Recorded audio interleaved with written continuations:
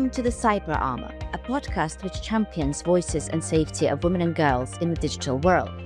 This podcast is brought to you by the Center for Protecting Women Online and the Open University. I'm Dr. Ksenia Bakina, your host for the podcast.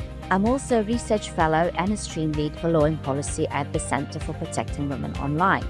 In today's episode, we are going to be talking to one of our partner organizations, Parent Zone. We'll explore some questions surrounding media literacy of young people and the impact this may have on addressing online violence against women and girls. We'll also discuss whether tech abstinence should be adopted by families and address online financial harms experienced by children. To discuss these issues, I have a wonderful guest here with me today, Vicki Shotbolt, who is founder and CEO of Parent Zone, which is an organization which helps families navigate technology safely and addresses emerging parenting challenges in the digital age.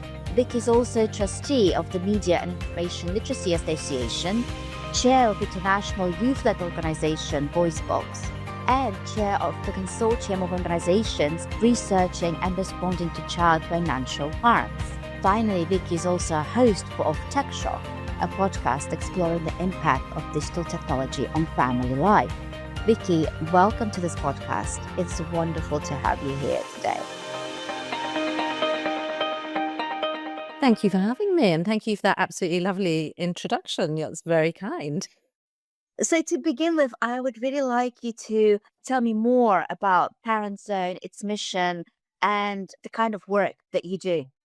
Parent Zone is an organisation that has a mission which is improving outcomes for children. That's what we're all about. That is our North Star. How do you improve outcomes for children, particularly in the context of children growing up in a digital world? And we know that the two biggest influences on a child's outcomes are parenting and poverty, and we deal with the parenting side of that equation. So we're interested in looking at the experience of a child being parented. We're interested in figuring out how you support parents well, parents who are grappling with parenting in a digital age.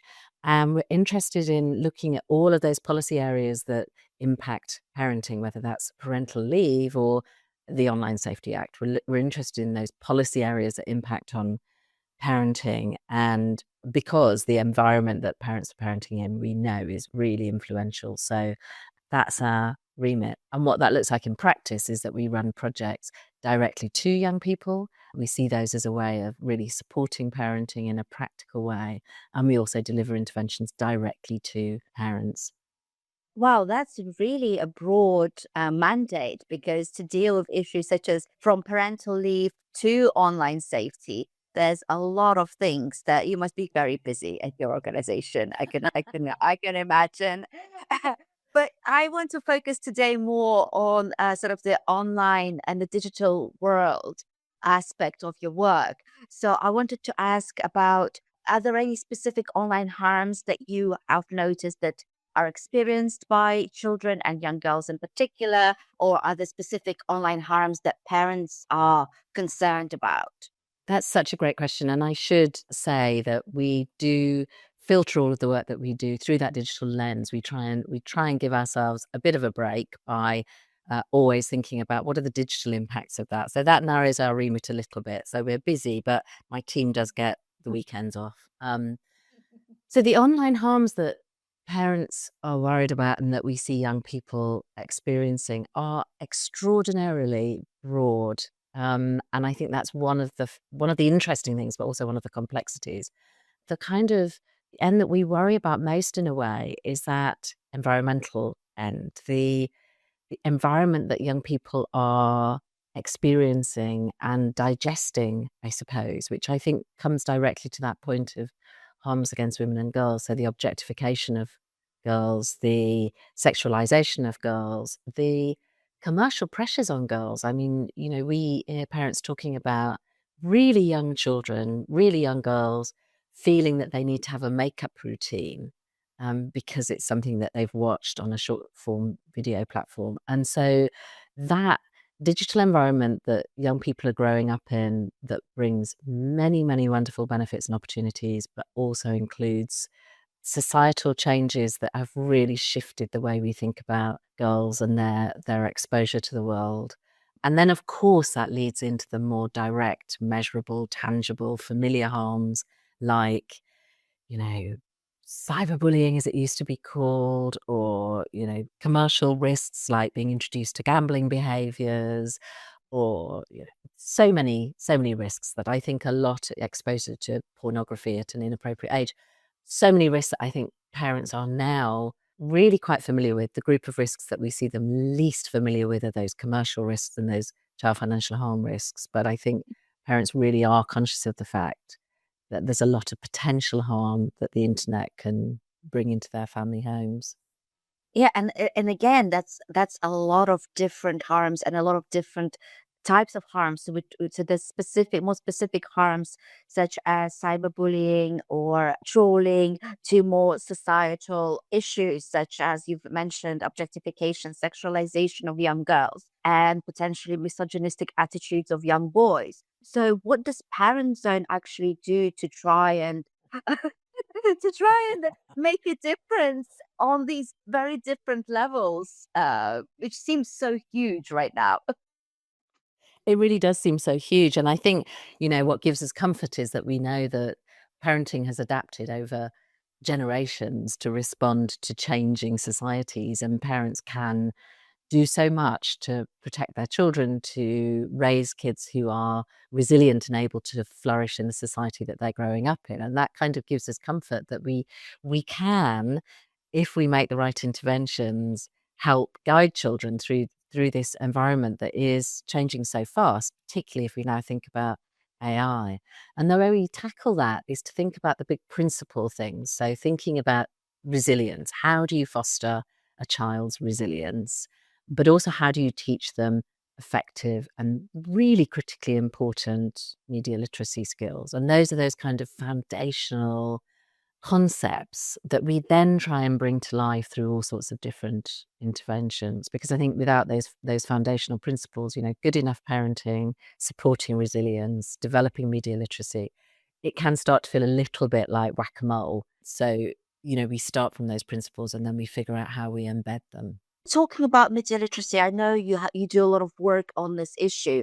So, what do your interventions at Parent Zone look like? What do you do to tackle literacy in young people?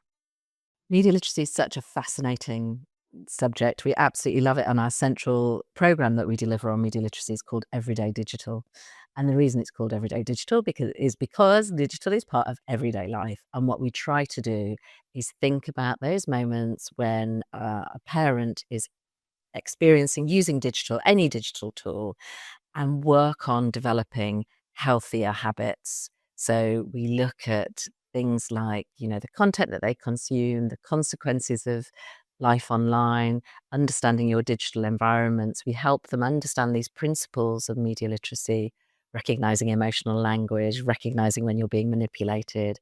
And then we try and encourage really simple behavior changes, little simple habits that families can adopt. So, for example, I'll give you one that's a really simple one, but I think it's such a powerful one. We talk to parents about data, for example, and the habit we often talk to parents about is a really simple change. When you go into a shop and they say to you, would you like your receipt by email or would you rather have a paper version?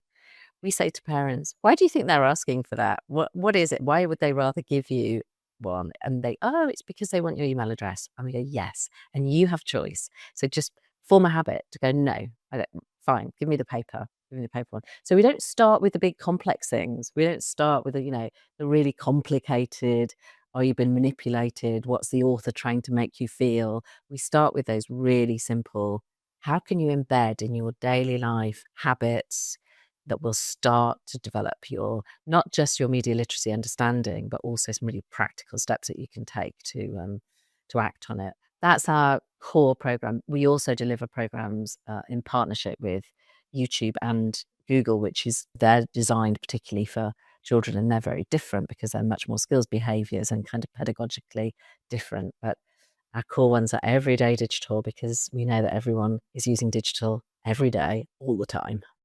I think that's such a good example about data and shopping, because my background's in privacy law and data protection, so it's something I'm very familiar with and passionate about. But even I get a little bit stumped when I go to a shop and the first thing they say to me, "Oh, so what's your email address for the receipt?" And the way they position it from the outset is not as if you don't have that choice. And it does take a real conscious awareness that no, I can say no, even if the question isn't posed like a question, but as an expectation that you share your email address to get the receipt. And I think that's something that most people won't even think about because it's not the option that they give. They don't say, would you like a receipt by email or would you like it printed? It's more really pushing that email address being given to the consultant. And so, are there any more habits that parents should incorporate to increase their media literacy and potentially to increase media literacy of their children to protect them from these online harms? What do these habits look like? It has to be the habit that's right for you, right? So, we give ideas, but then what we try and encourage parents to do is to think about their own context, their own family, what it is that happens at home, that maybe they want to introduce a habit that will just change it up a little bit or make them more conscious of what it is that they're consuming. So recommendations is one that we always suggest. So you're somebody who scrolls through your Instagram all the time. If you're me, you seem to get trillions of dogs and tons of gardening stuff because that's what I click on. So my feed is absolutely full of it.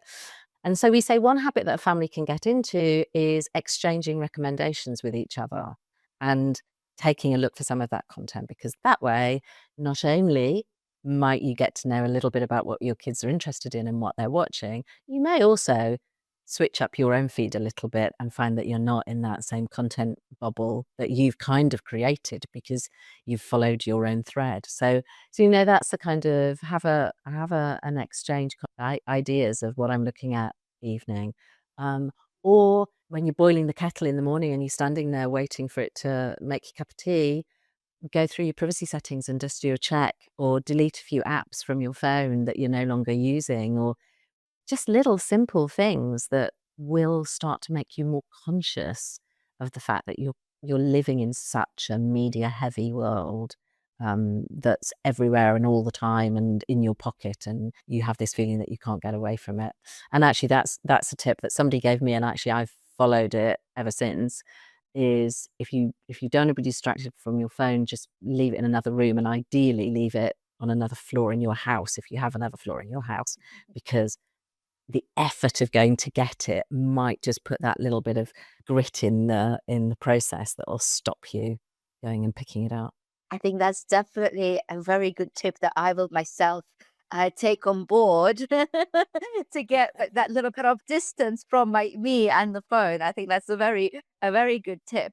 And another thing I noticed from Parent Zone is that you also encourage media literacy even for early years. So there's I think that your project looked at even children from 0 to 5. And this I initially found a little bit surprising because I didn't think that parents should be thinking of media literacy already at such a young age, especially because I have a 1 year old, 1 year and 9 months. So I thought, oh my goodness, I need to start thinking about media literacy already. I thought I still had a couple of years to go. Uh, so do you think do you think that children of early years before they reach 5, are they too young to be media literate, educated?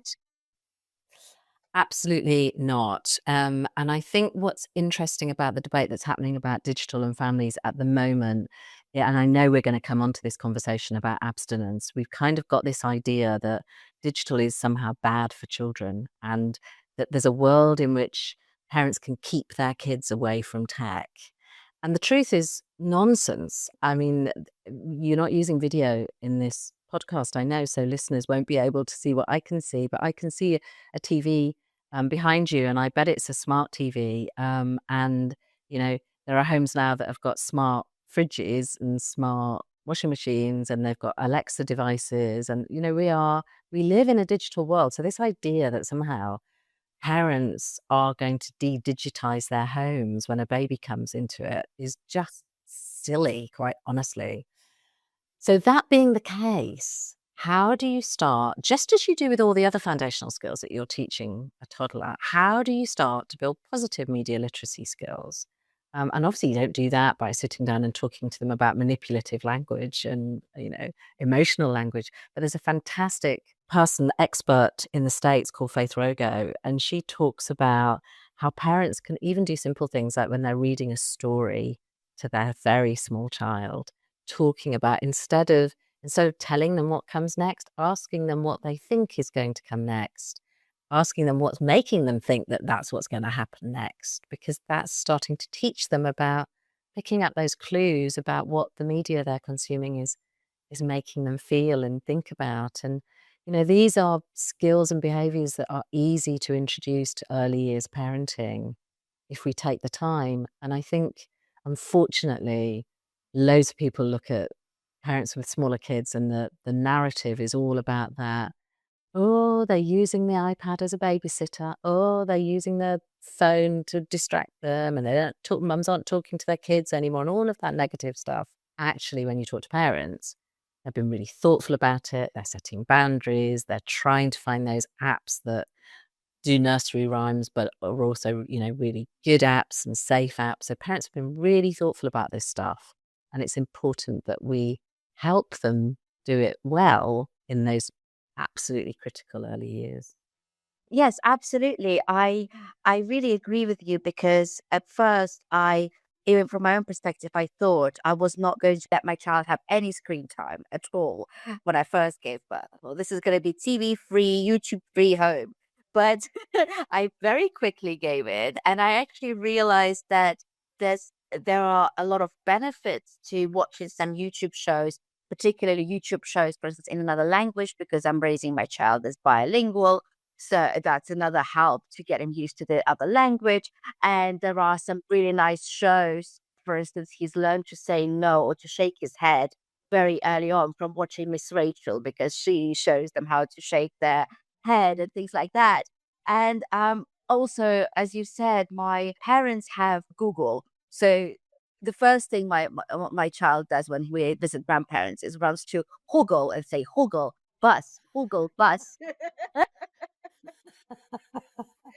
So at first I thought, oh, maybe it's a bit young, but actually I see that it's inevitable that he is being brought up in this digital age. And I will definitely take a look at that recommendation work by the author who you suggested, because I think I definitely could do with more tips about how to raise a more media literate child. And so, talking about media literacy, I also wanted to ask you, what do you think media literacy can do in preventing the sort of violence and online harms that are currently being faced by young girls? How much of an impact can it actually make?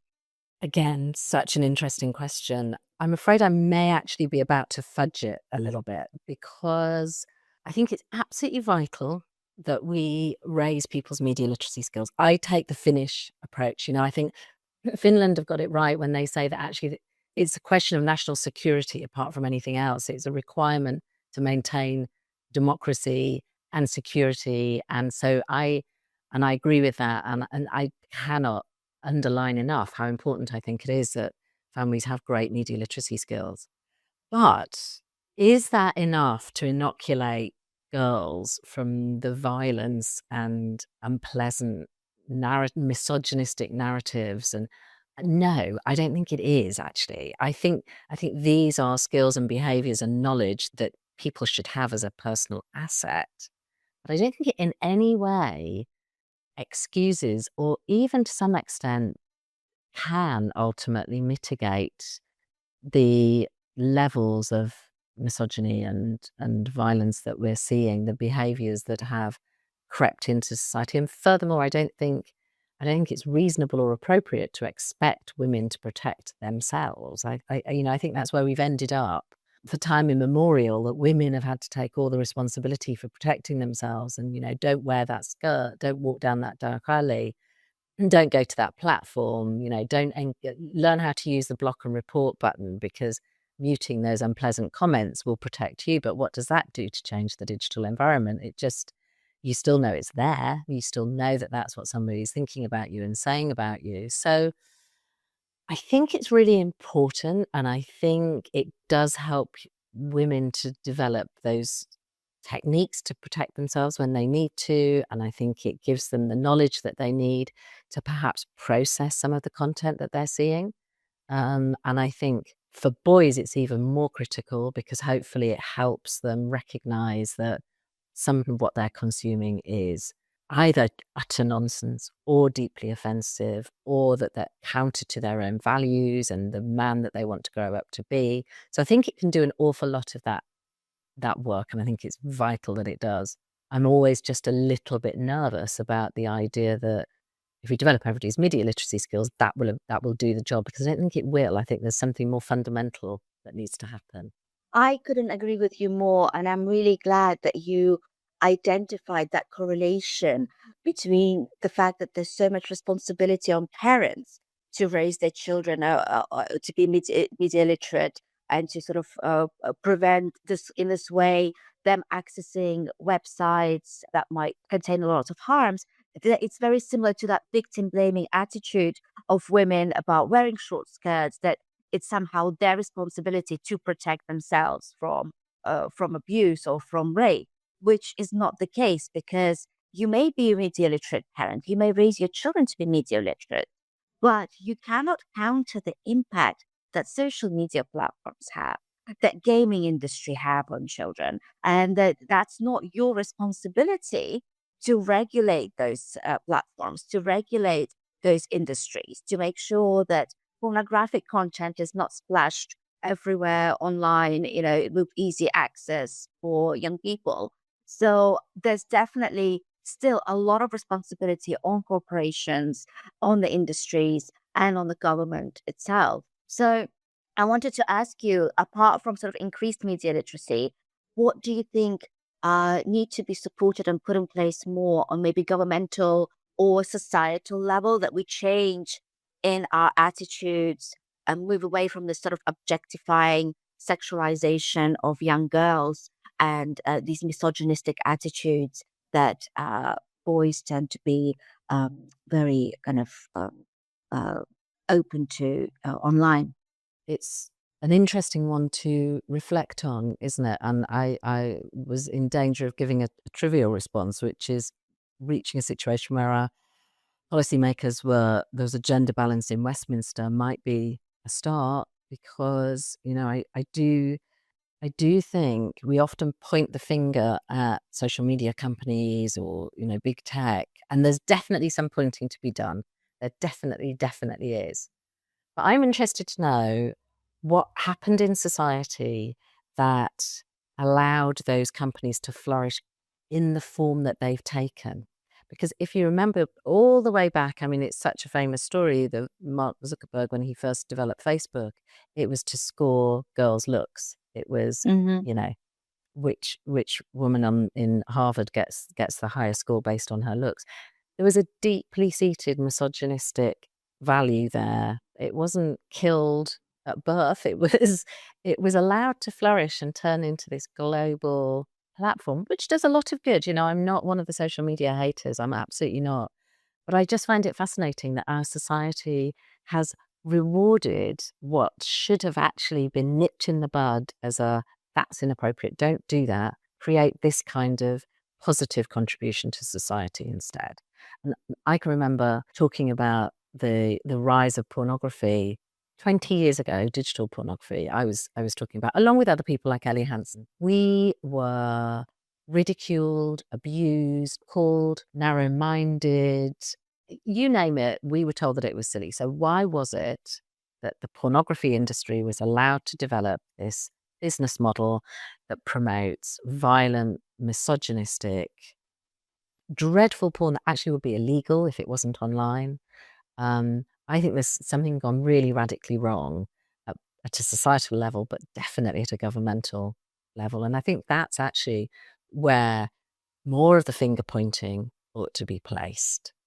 Why did we? What is wrong with our structures that they couldn't identify that the direction of travel was not right, and instead we rewarded business models that are ultimately harmful to society. And I think that's really, we're now in the business with the Online Safety Act of kind of trying to put the genie back in the bottle, and I think it's going to be exceptionally difficult.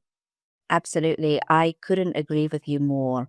And I think considering where Facebook has started, is it really a surprise that now Meta is abolishing its fact finders and the sort of the new outputs that Mark Zuckerberg has put out surrounding fact finding and the equality and diversity aspects of Meta? Is it really a surprise that given a little bit of leniency from the Trump administration, that we're now going backwards to more misogynistic Meta? But that's where it started all these years ago.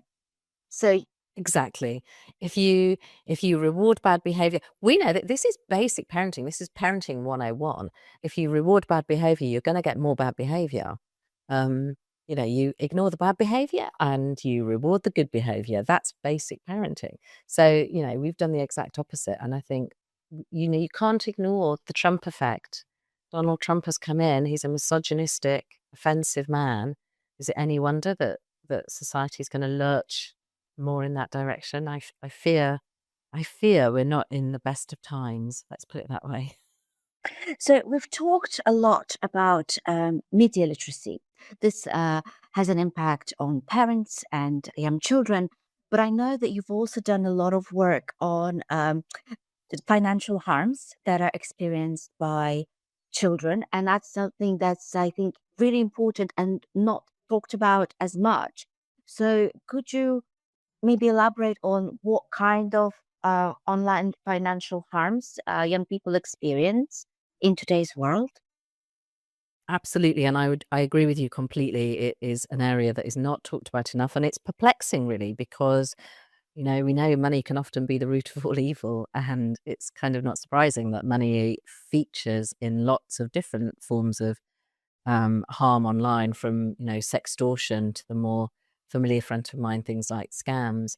So when we're thinking about child financial harms, we are thinking about that broad spread from direct financial harms where you are losing money, you're being scammed, you are identity theft, all of those things, overcharged, direct money related harms, through to where money is playing a key role in another harm, and that might be sextortion, where money is being used to tempt people to share intimate images, and then they're blackmailed as a result of sharing those intimate images. We're also thinking about things like the commercial environment that children are growing up in, so those spaces where they are being sold to, even though it may not explicitly feel that way. We're thinking about things like loot boxes in games, where children are being introduced to gambling-like behaviours, even though the industry would say it's not gambling, it's all fun, but it is gambling-like behaviours. We're thinking about a really broad spread, and we know from talking to parents that levels of awareness of that spread of financial harms is incredibly low. Parents' own financial confidence is sometimes quite low, but if you then introduce things like cryptocurrencies and virtual in-game currencies, it becomes just completely perplexing and mind-boggling, even if you're working in that space. And I'll finish with one number because it stays with me from all of the work that we've done. Children, by children, we were looking specifically at 13 to 18-year-olds, but children spend £50 million a week online. That figure is really quite bracing, I think. And we called our report, where we did some research with children and young people to understand more about their buying, spending, and losing money behaviours.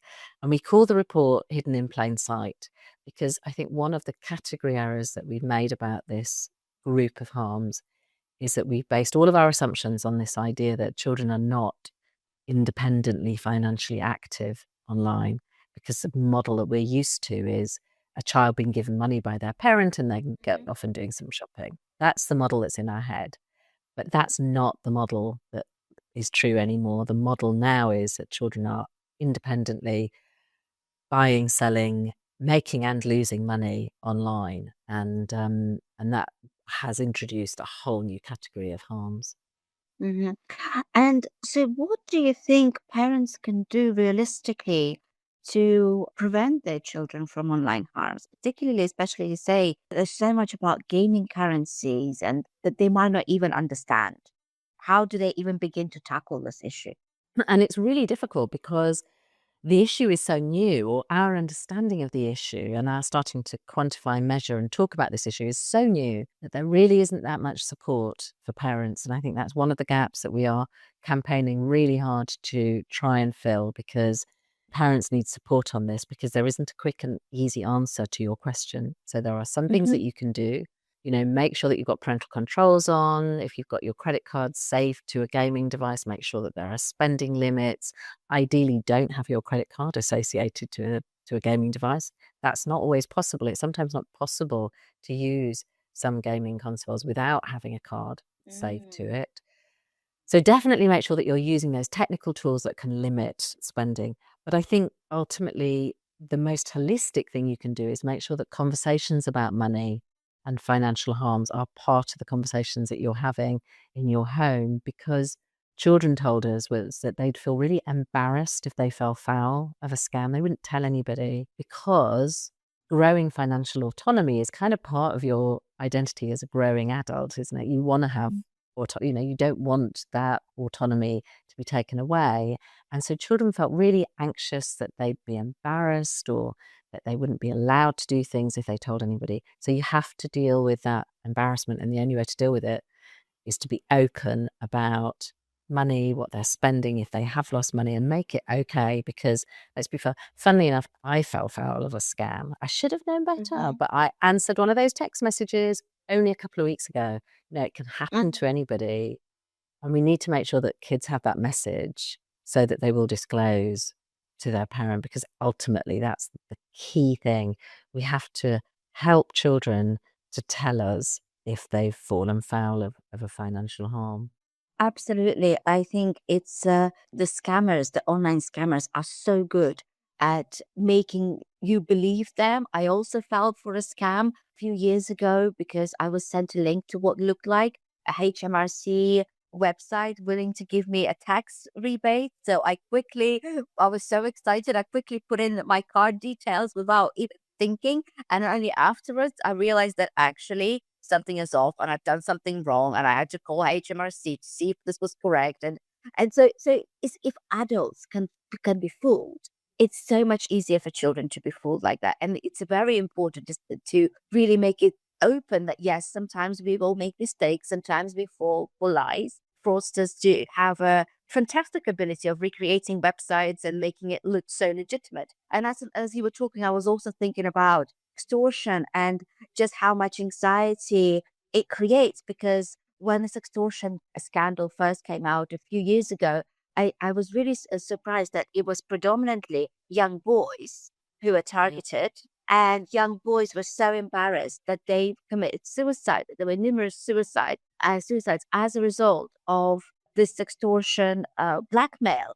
Because again, we're not often, they don't feel confident in talking about these issues. They might be embarrassed that they've sent their nude images to someone else, or that just that they've been scammed in such a way that it's definitely, I think, having those conversations, having this open parenting approach is fundamental. But also, I agree with you that I think there's definitely a need for more awareness raising and more support for parents to even be able to understand these different currencies and how they work, to be able to help their children. So, bearing that in mind, is there anything you think could be done at governmental level to support the parents in this way? One of the things that we're really keen for policymakers to do is to just recognise that parents need to be given the tools to support children. So I'll give you one example of some legislation that's going through at the moment, and it's called the Digital Markets Competition and Consumers Act. And it's all about one of the things it's trying to achieve is to make it as easy to cancel a subscription as it is to take out a subscription. But the act completely forgets that children might be taking out these subscriptions. So it doesn't give parents any additional tools to cancel subscriptions on behalf of children. So, for example, it said that it wanted to address the way that reminders were sent to consumers if they'd taken out a subscription in a timely way so that you could cancel that subscription, which is great, perfect for adults, really important, good idea. But if the person who took out the subscription is a child, regulation needs to remember that it's going to be a parent who needs to be able to cancel that subscription. And at the moment, regulation simply isn't remembering that children are active consumers online. So none of it is thinking about what additional protections are going to be needed in order to help parents protect their children's rights online. So that's the biggest change that we'd like to see. And it's not a big ask, I don't think. I think, it's like, and for me, it's back to this gender balancing. I think if there were more women in Parliament, they'd be more conscious of this. Just remember that children are parented and parents need to be able to support their children. So every piece of regulation that goes through Parliament, we think, should pass the family friendly test. Is there a child that's going to be impacted by this? And if there is, have parents got what they need in order to protect their children's rights? And at the moment, that simply doesn't happen.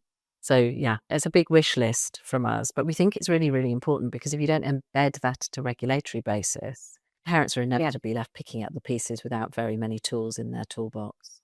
Absolutely. It may be a big wish list, but it's one we should be wishing for.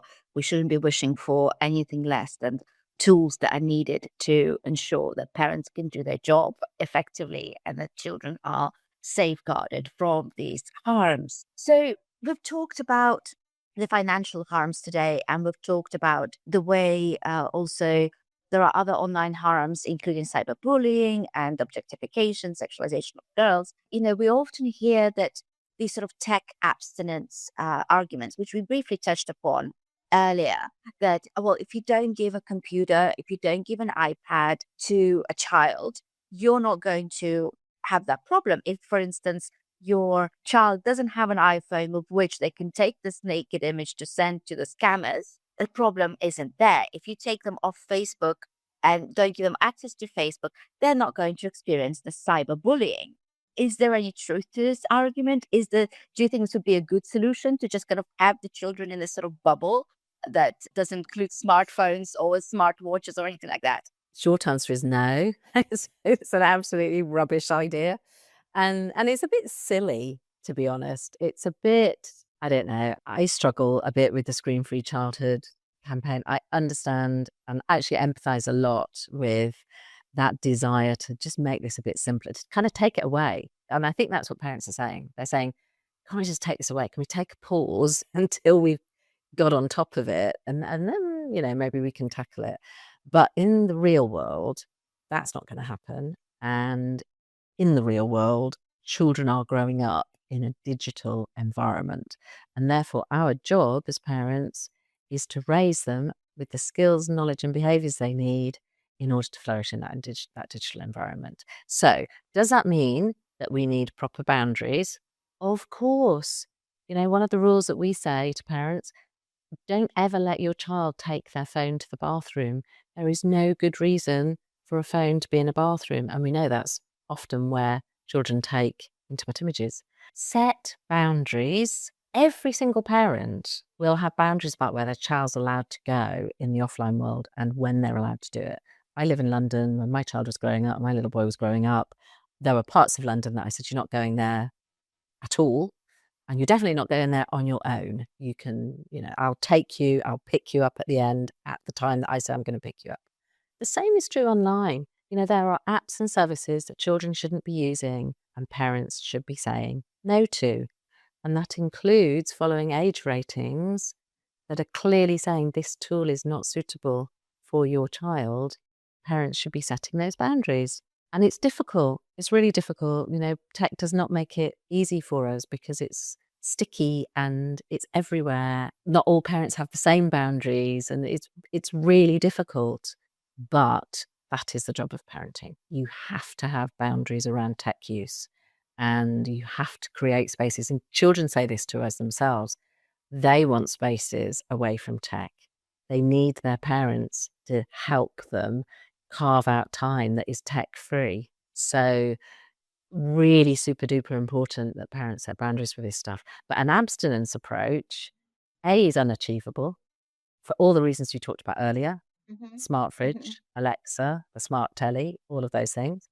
B, as with anything else in life, you have to understand the rules, internalize them, learn them in an age appropriate way, grow with them.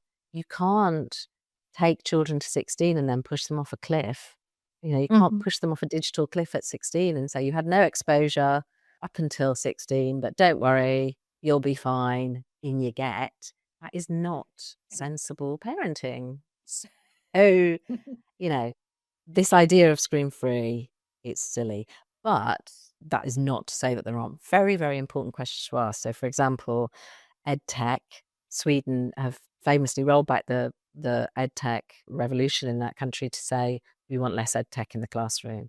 And I think there are very valid questions to ask about what's the quality of the screen time the child's having, Hmm. how much of it is appropriate at their age, is it properly balanced with other physical skills and outdoor play, free outdoor play? Are all of those things also in place? But we have to look at it in the round, not just hope for some kind of tech-free wooden toy utopia that is not really either realistic or achievable or ultimately desirable if you want to raise children that are going to flourish in this century. I couldn't agree with you more because as you were talking, I was thinking of my own childhood. When I was a little girl, we had a TV that barely worked. It was so blurry, and you had to bash it around a couple of times to even watch a cartoon. So maybe it was easy for me to grow up in pretty much screen free, more or less. But in today's world, it's impossible, especially if children see their parents on their phones, with their watches, with their smart TV, smart fridges. I think absolutely it's not something that we can achieve. So I just want to wrap up by asking you, do you have any top tips for parents raising children in today's digital world? If you could maybe summarize a couple of top tips, that would be really helpful. I will do my best. And there are two buckets: boundaries and conversations. Those are the two buckets. So the first bucket, get your boundaries right. And that means decide how many hours a day, decide which tools you're going to use, set up the tech before you hand it over. Make sure that you are setting the rules for your family that are going to work. And that will vary depending on your child. It will vary depending on your household. For a household that doesn't have a room that they can keep tech free, if you're living in a one room apartment and you've got two kids, you don't have that very many choices. But try and decide purposefully, what are my boundaries going to be around tech in our family life? That's the number one. The second bucket is that bucket of conversations. Have open conversations, have them earlier than you think you need to. So if you're not talking to your child about pornography by the time they're 8, the internet probably is. So you might not feel comfortable doing it. You might be nervous doing it. You might feel awkward doing it. If you can have the most open, complete conversations about all this, be guided by your child. If they ask you a question, answer it honestly and openly. Be honest and open about the challenges that you have with digital environments. The more conversations you can have and the more open they are and regular and normalized, the more chance there is that if and when your child has a problem, and they will, because everybody does, they're going to come to you. And that's ultimately what you want, because things can be fixed if you know about them. And so that's a parent's job. Make it easy for your child to come and talk to you because you've started all those conversations with them. Thank you very much for this advice, Vicki. And thank you for being on today's podcast. It's been an insightful and useful and eye-opening conversation, which I really enjoyed. In today's podcast, we discussed online harms affecting children and young girls. We've talked about the role that media literacy has to play in tackling these harms, as well as the rise of financial harms experienced by children online. Finally, we've discussed whether tech abstinence is the solution to this and what could be done instead. I hope you've enjoyed listening to this podcast, and follow the Centre for Protecting Women Online on our LinkedIn page. And you can also stay tuned for the next episode.